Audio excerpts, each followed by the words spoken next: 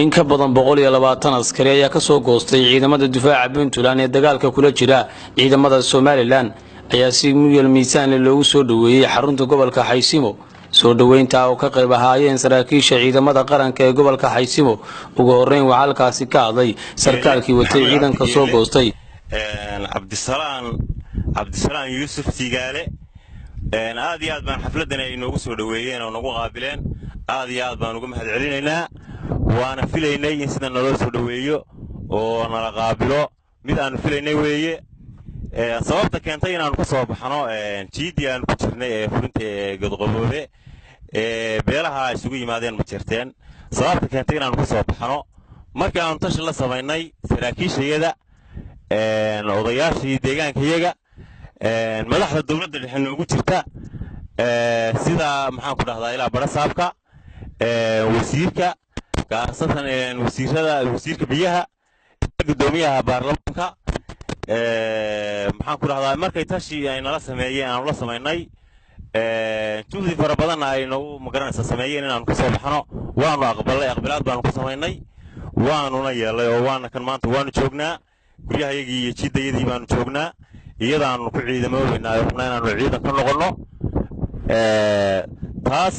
markaan waxa weeyaan ka gudbo waxaan u baahanahay annagu maadaama aan fulinay waajibaadkiina laga rabay aanu nimi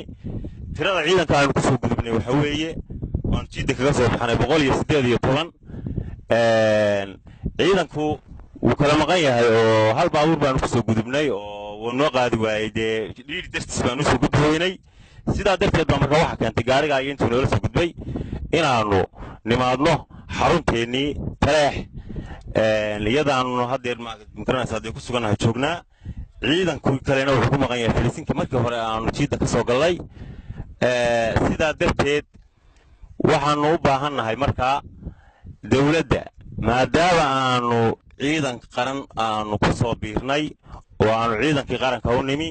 oo aanu dawladdeedii ku soo biirnay waxaan u baahanahay waxqabad buuxa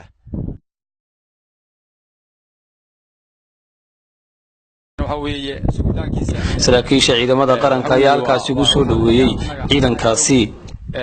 liidayay u gudbaayeen gawaarida xamuulka ay saarnaayeen kuwa daban insha Allah waan sugaynaa inay soo gaaraan waxaan ka codsanaynaa madaxweynaha qaranka Soomaaliland inuu ciidanka sida aan u qarameysanahay in loo qaramay xuquuqdooda loo siiyo ayaan madaxweynaha ka codsanaynaa taliyaha ciidanka Nuux Ismaaciil Taani janaka ciidanka isagana sidii ma taliyaha ka codsanaynaa ciidanka ay soo gaareen anana aad iyo aad baan u soo dhaweynay wayna maqleen oo runtii xaaladaha meesha ka jira iyo beelahan maartay halkan maartay ciidamada halkan leeyahay Puntland waa ciidamada waxa weeye waa staafkii hebel waa madaxtooyadii waa beelashi waa ciidankii hebel waa beelashii weeye asaad ciidan dawladeed oo meesha ka jira ma jiro waxa weeye Puntland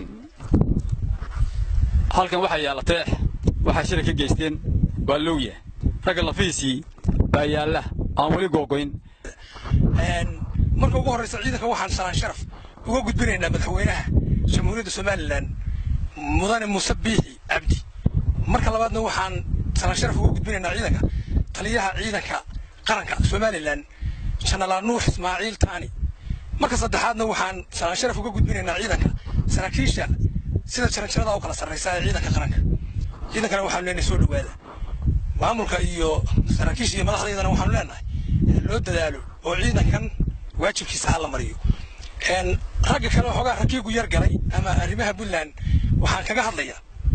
Puntland wax far badan bay dadka iyo dalka baabiisay iyada dayacday meel xun iyada wax dhigtay wixii lagaga tago iyo wixii loo geystana anigu waxaan aaminsanahay xaq baa loogu leeyahay degmadana hadda magaalada aan joogno gobolka ah degmada Taleex Puntland agtay marisay way leysay dhaawac iyo dhimasho iyo guryo dumay way ku samaysay ilaa hadeer waxay u qabatay inama jirto xaqiina way diidan tahay way haysaa xaqana ma hayn doonto markaan run sheego haddii ayaan xaq bixin ma hayn doonaan xaqa waxaanu leenahay marka baabi'intii hore noo tahay dib u dambaysay cidii u dhageysan mayso waxa dagaalka aad maamulaysaa xaq maaha Hol TV